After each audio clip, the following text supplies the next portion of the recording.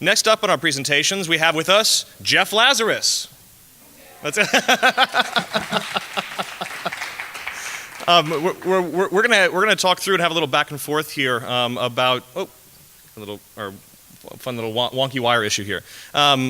Jeff runs a company called Real-Time Music Solutions and has some really interesting technology that we wanted to be able to showcase as kind of an example of one of the types of technologies that are out there that are leading the way in terms of adding new capabilities to creative professionals.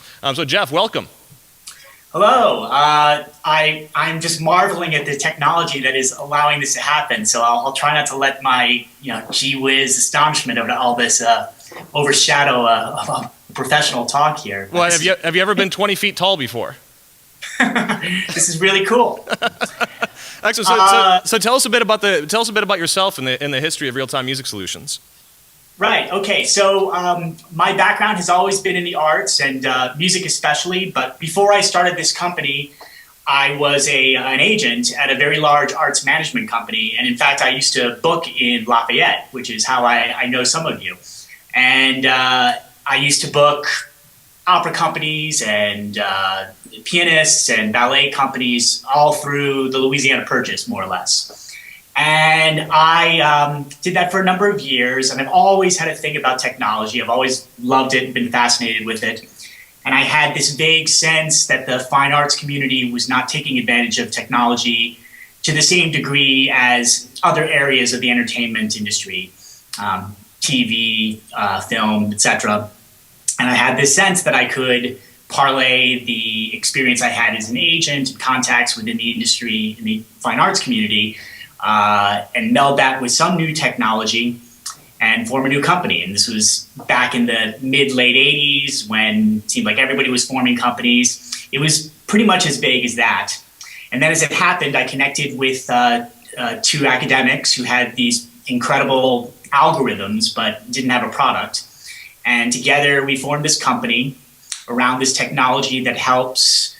There are a number of technologies, but the main one that got us off the ground is a technology that allows a small band to sound big without sacrificing the live element.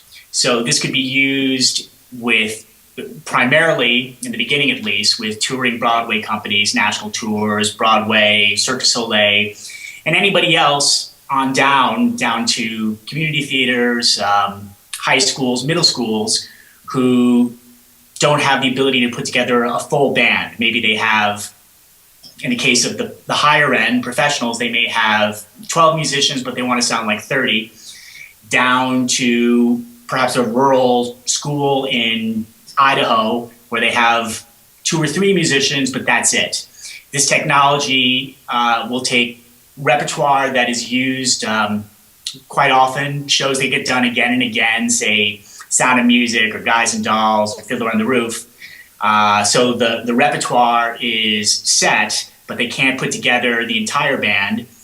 This will fill in the gaps. You've got 3 live players, we'll do the rest, someone's playing it, and by playing it, you're still following a conductor, following stage action, reacting in real time, and being just really any other part of the band. So that's it in a nutshell. And Jeff, would this be a good time to quickly try to show a little bit of it? Yeah, absolutely. I was just going to pull it up right now. We'll play just a couple minutes of a video that they have so you guys can see firsthand what it is we're talking about here. Yeah, you'll play it and then I'll try to have a sense of what Sorry, say again? I'll try to describe what's going on afterwards. Okay, excellent. All right, so we'll just watch a couple of minutes of this. Let's see, get it to the right, keep it up to the right point.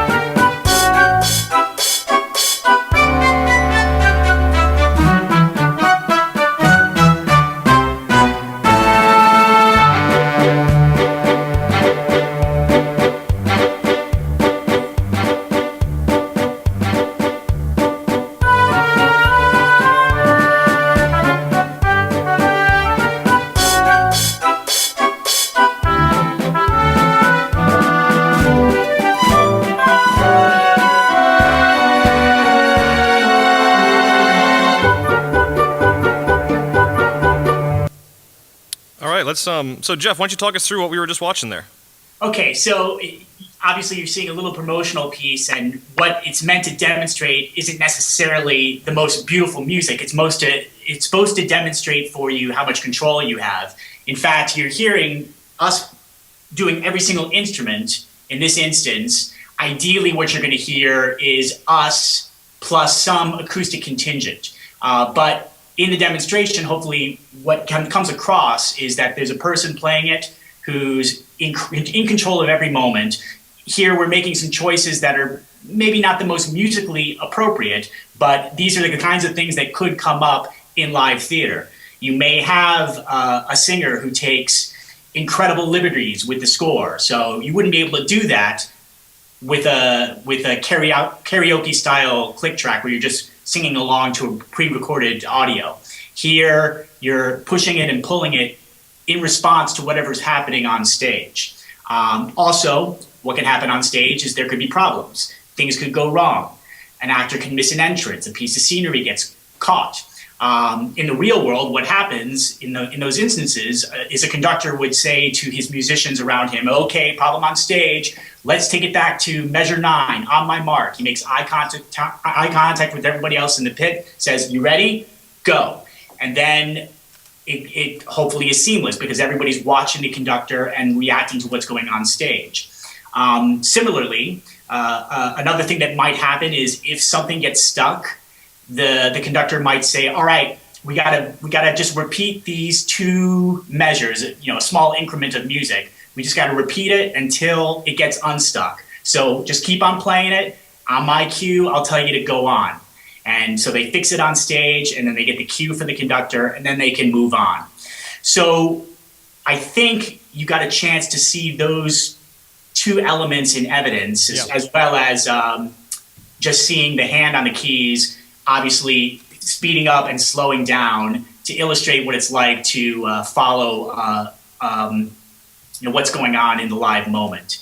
It might be helpful, we have a little audio clip, what I think sounds impressive, if you get away from just the mechanics of how it functionally works, it's useful to hear the technology in conjunction with live players, and more significantly, hear a short section of music with the live players alone, and then that same section of music with us added. So Jeff, if you wouldn't mind playing that little bit of audio, I think that's illustrative. Absolutely, here we go. Band playing with and without Sinfonia. The first Carmen theme has 8 acoustic musicians playing by themselves. The same theme is immediately repeated with Sinfonia enhancement.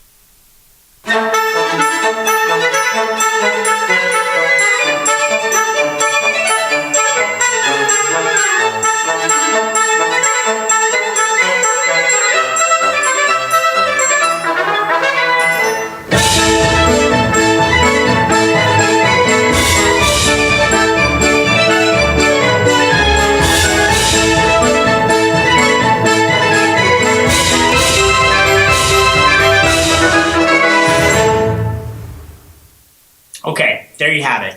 Excellent. So that's more of a real world implementation where in that little bit of Carmen, the opera Carmen, you're hearing 8 acoustic players playing that familiar theme, and then the same bit of music with the 8 plus us. And that's the way it would typically happen in a Broadway implementation or a tour. But even in amateur settings, when we're in a small community theater or a small high school, even when it's us doing everything, that it happens from time to time. It's not my ideal way to put the technology out there, but it does happen, and it makes the difference between whether or not a small organization can do a given title or not. Fantastic. And so tell us, because I mean, this technology you have offers a lot of new capabilities that people did not have in these theatrical kinds of settings. And you mentioned Broadway, but you actually had some resistance to the technology when it first came to market, didn't you? Yeah, we did, and that resistance continues. We are not liked by the Musicians Union.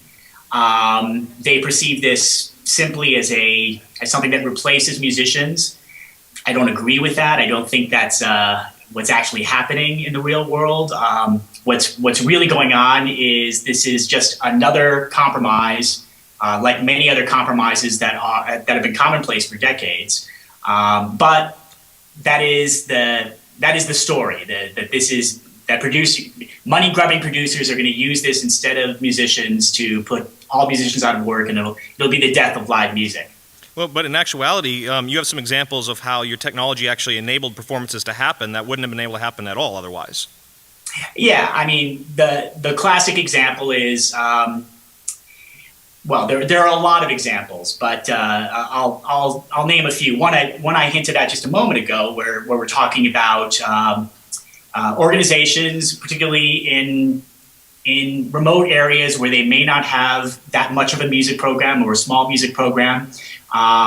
Here, especially in an educational context, you're giving, say, a school with a handful of musicians, but not enough to fill out a full band for a typical classic musical, which may call for, say, 30 musicians. So the school might have 6. And their choices before were really to do it in a skeletal fashion, which typically they don't, because you can't do a score, you can't do it in musical like Sound of Music with 6 players. You might be able to get away with it with a piano exclusively, but it's not really satisfying, and people don't want to do that. So this gives an organization that may just have 6 players the ability to do it in its entirety, with its full intention. And let's say one of those 6 is a learning violinist who has a few years of experience, but is a little tentative. Not only are you allowing the show to take place in the first place, but you're giving the student violinist the ability to play with an ensemble around him or her, and it's educational in that sense. You get a little more confidence when you're meant to be part of an ensemble, and you're playing perhaps some difficult lines. When you're hearing that and you're part of the group, you tend to level up to it. There are professional examples too. We did a national tour of Porgy and Bess some years ago, where it went to Northern Ireland and rural Appalachia and some far-flung places where a tour of Porgy and Bess would never happen. They went out with, I think, 8 to 10 acoustic musicians, depending on the leg of the tour. And we did the rest. And those communities got a chance to have the lush Gershwin score in. I'm not going to say it's the same, and I'll stop a little bit short of its full glory, because I don't want to suggest that it's equivalent to traveling with a 30-piece acoustic band, or acoustic orchestra, I should say. But it is convincing, and it is better than the tour not going out at all. Excellent. You made mention, you referenced at the beginning of your presentation that the underlying technology that powers Sinfonia potentially has other applications as well. Can you give us a sense of kind of what's next, what's on the horizon for y'all? Well, we have a number of, this is not our only product, and the core technology is used in a couple of other areas. We have a rehearsal technology that is used primarily in a school setting, where you download the software onto a home computer or into a lab setting, and really everyone involved in the show can access it. So it could be simultaneously used in as many computers are available to the organization.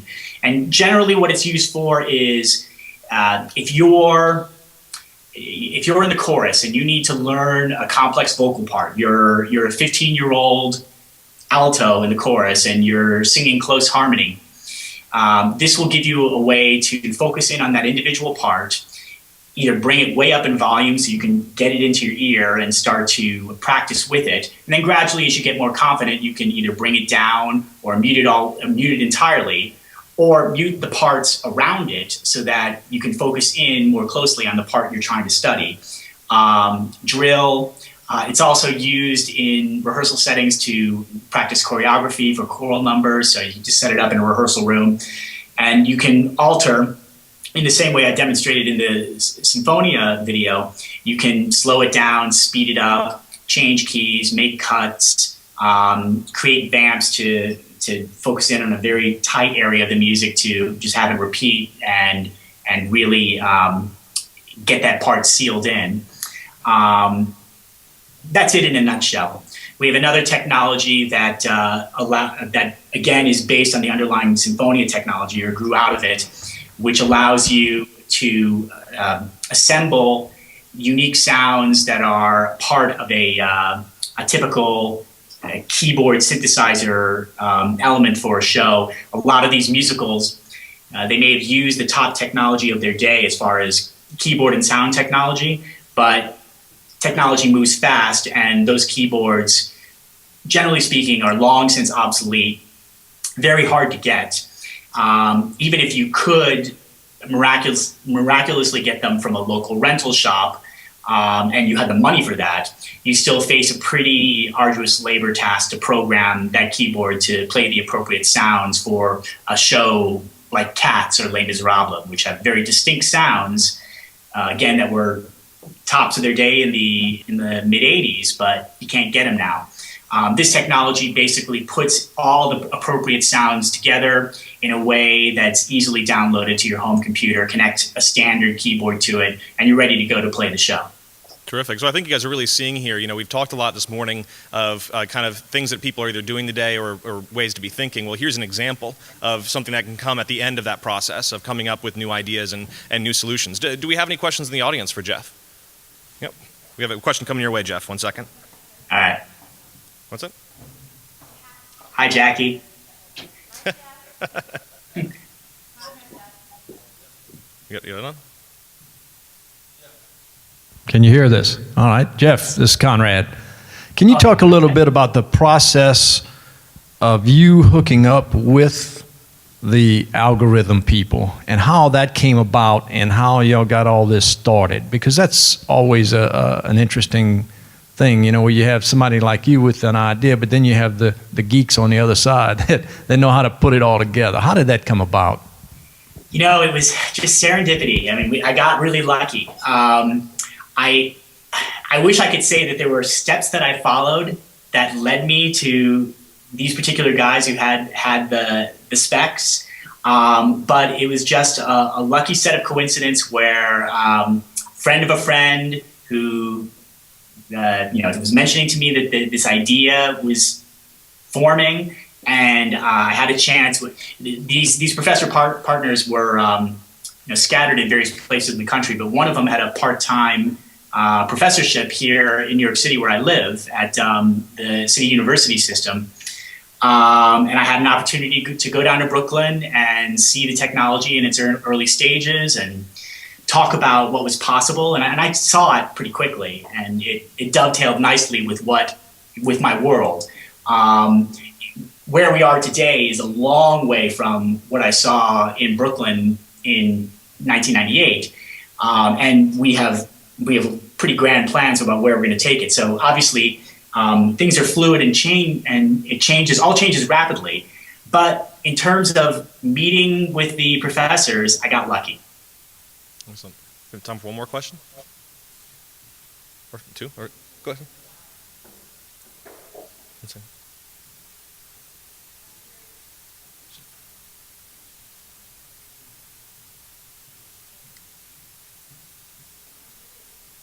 Does it improvise? Can jazz groups play with it? Yes. Part of this has to do actually with some of the features we're rolling out right now. So what you obviously witnessed was fairly preordained. There's a set score, and this score really shouldn't be monkeyed with. When you're playing Sound of Music, the Rodgers and Hammerstein organization does not want you to change a note. So obviously, in that case, it shouldn't really deviate from what's on the page. There's certainly plenty of give and take in the way that you push and pull the rhythm. But to get to your question, there are instances where there may be an improvised section. So one of the functions of the technology allows you to set aside a portion of the keyboard as a playable range. So you might, for example, send a command to the keyboard that happens either via a hotkey or happens at a specific point in the score, say 30 seconds into the song. Suddenly, at that point, The bottom half of the keyboard is for navigational functionality where you're tapping along and controlling the rhythm, but the upper half of the keyboard is now playing through to a saxophone sound, and you can improvise a saxophone solo if the piece calls for it. So that's an example of how it might be used in an improvisatory setting.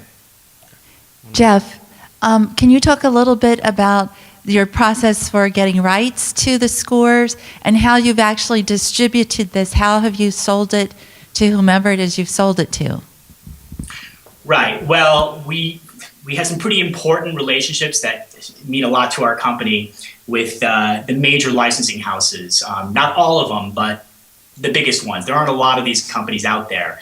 But there's Music Theater International. They represent everything from Annie to Guys and Dolls to Wicked, and they handle all the Disney titles. And then there's Rodgers and Hammerstein. You probably know who they are, and their catalog. There's also companies like Andrew Lloyd Webber's company, really useful group.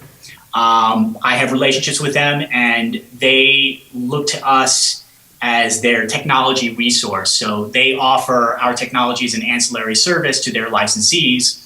And that's the main way that we get out to the schools and the secondary licensees of these titles. There's the primary world of Broadway and the kind of the top tier markets, West End and London, or certainly if a movie producer wants to do a big budget movie version of Phantom of the Opera or Les Miserables, we're not going to be involved with that.